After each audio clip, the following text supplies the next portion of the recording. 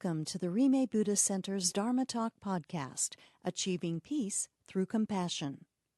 This podcast is a recording of the Dharma Talks given during our Sunday service.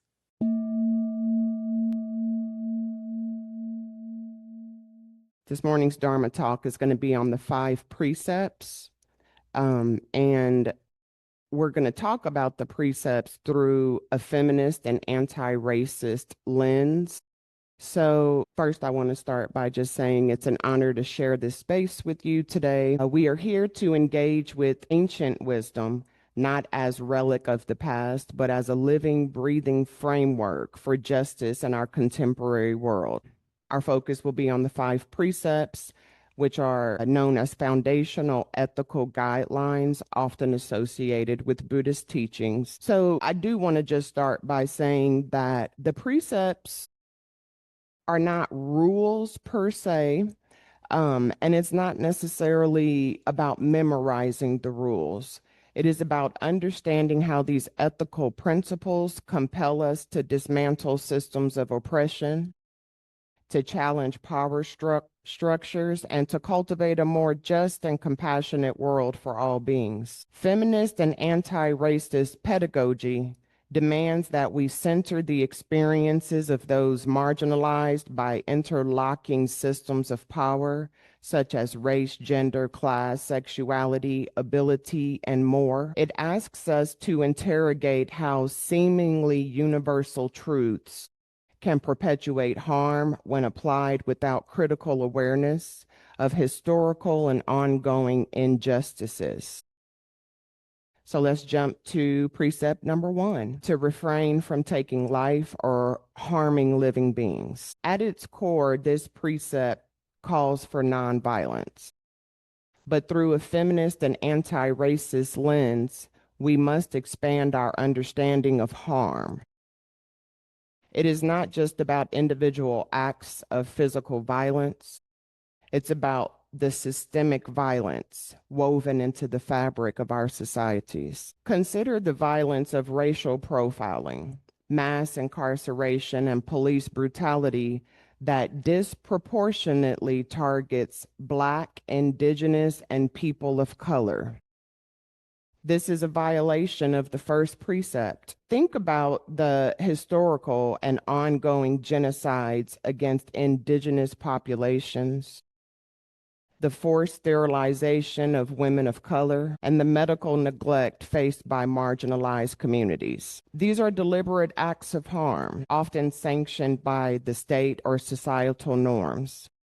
Consider the violence of gender-based violence, femicide, and the constant threat of harm women and gender-diverse individuals face globally, often exacerbated by racial and economic vulnerabilities. This, too, is a profound violation. The harm we are called to refrain from includes the structural violence of poverty, inadequate healthcare access, environmental racism that poisons communities, and the denial of basic human rights that shorten lives and diminish well-being. Our commitment to this precept must extend to actively dismantling these systems of harm, advocating for restorative justice, and ensuring the safety and flourishing of every single person, particularly those most vulnerable. Precept number 2, to refrain from taking what is not freely given. This precept speaks to honesty and respect for property. But when we apply a feminist and anti-racist lens, we see how this precept compels us to confront economic injustice and exploitation, recognizing that property and ownership themselves are often constructs of oppressive systems. Who has historically taken what was not freely given? Colonial powers taking land, natural resources, and cultural artifacts from indigenous peoples, leading to intergenerational poverty and displacement. slave owners taking the labor, bodies, and lives of enslaved Africans, building wealth on their suffering, corporations exploiting workers in the global South for cheap labor and raw materials, perpetuating global inequalities, patriarchal systems taking women's unpaid labor in the home, their intellectual property, their creative contributions, and their reproductive autonomy for the benefit of others. This precept challenges us to recognize the deep historical roots of wealth inequality and to advocate for reparations for historical injustices, economic justice for all workers, equitable distribution of resources globally, and the recognition of indigenous land rights. It calls us to question systems that allow a few to accumulate vast wealth by exploiting the many, and to critically examine how capitalism intersects with racism and patriarchy to create and maintain disparities. Precept number 3, to refrain from sexual misconduct. This precept is often narrowly interpreted, but its true depth lies in honoring consent, bodily autonomy, and respectful relationships, acknowledging the profound power dynamics at play in sexual interactions. Through our lens, we see how sexual misconduct is inextricably linked to power imbalances and systemic oppression. Patriarchy, misogyny, and white supremacy have historically asserted control over bodies, particularly the bodies of women, queer individuals, and people of color, often through violence, coercion, and cultural norms. Sexual violence, harassment, and exploitation are not merely individual failings. They are manifestations of systemic power dynamics that deny agency and dignity, often targeting those already marginalized. Think about the historical sexual exploitation of enslaved Black women, the ongoing violence against transgender individuals, or the disproportionate rates of sexual assault experienced by Indigenous women. This precept demands that we actively challenge rape culture. It calls for us to dismantle patriarchal control over reproductive rights and bodily choices, and create spaces where all bodies are safe, respected, and sovereign. It calls for a radical redefinition of sexuality based on mutual respect, enthusiastic consent as an ongoing process, and liberation from oppressive norms that dictate who can desire and be desired and under what conditions. It also requires us to support survivors and hold perpetrators accountable, while working to prevent such harm from occurring in the first place. Precept number 4, to refrain from false speech. This precept encourages truthfulness and skillful communication. But in a world riddled with misinformation, gaslighting, and historical revisionism, its implications are profound and demand active engagement. False speech isn't just individual lying.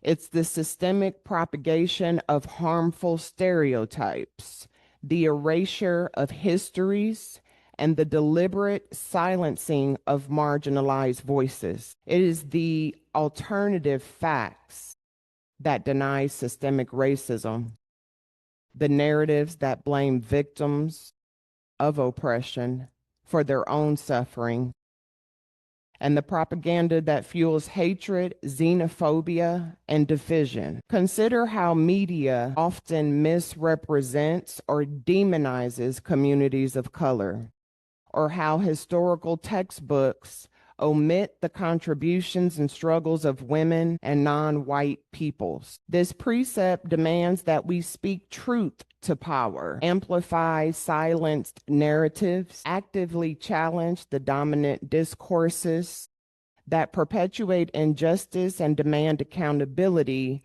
for those who spread falsehoods. It calls us to cultivate critical literacy, to discern truth from manipulation, to question the sources, and to use our voices to advocate for justice even when it's uncomfortable or unpopular. It also means listening deeply to the lived experiences of others, especially those different from our own, and validating their truths. Precept number 5, to refrain from intoxicants that lead to heedlessness. This precept is about cultivating mindfulness, clear awareness, and a state of being fully present. But through a feminist and anti-racist lens, we must consider what heedlessness truly means in the context of systemic oppression and how it can manifest as complicity. Heedlessness can be a willful ignorance of suffering, a turning away from injustice, or a passive complicity in oppressive systems. It can manifest as the privilege of not having to think about racism, sexism, or other forms of discrimination because it doesn't directly impact you, allowing you to remain comfortable in ignorance. It can be the numbing effect of consumerism, constant distraction, or escapism that prevents us from engaging with collective responsibility and the urgent need for change.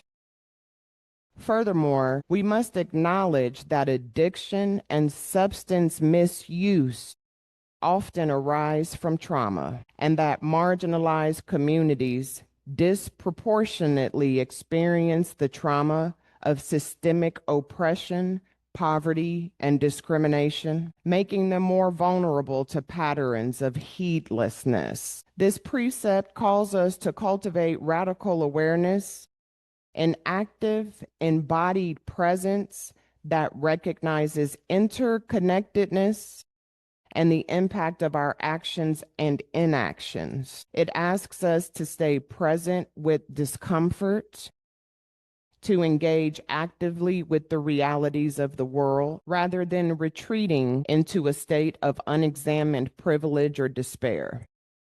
It asks us to be fully present for the challenging, ongoing work of liberation, both personal and collective.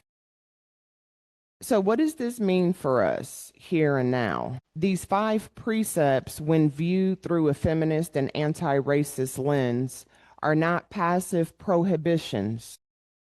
They are active, transformative calls to liberation. They call us to actively dismantle violence, not just physical, but systemic, economic, psychological, and cultural violence against all beings. It calls for us to challenge exploitation, to advocate for economic justice, reparations for historical wrongs, and equitable distribution of resources and opportunities. It asks us to champion bodily autonomy and consent, to create cultures of respect, safety, and sovereignty for all bodies, free from coercion and control. It calls us to speak truth to power, to amplify marginalized voices, expose oppressive narratives, and commit to honest, compassionate communication. And it calls us to cultivate radical awareness, to resist the heedlessness, to stay present with the discomfort, and to engage fully and consciously in the work of justice and liberation. This is not easy work. It does require courage, deep self-reflection, a willingness to confront our own complicity and biases, and an ongoing commitment to learning and unlearning. But it is essential work. It is the path to true liberation, not just for ourselves, but for all beings, for a world where justice and compassion are not ideals, but lived realities. Let us commit to embodying these precepts, not as rigid rules, but as dynamic principles that guide our actions, our words, and our very consciousness. Let us use this ancient wisdom to fuel our contemporary struggles for justice, to build bridges, and to dismantle walls. May our practice of non-harm, generosity, respect, truthfulness, and clear awareness be a powerful, unwavering force for collective liberation. Thank you.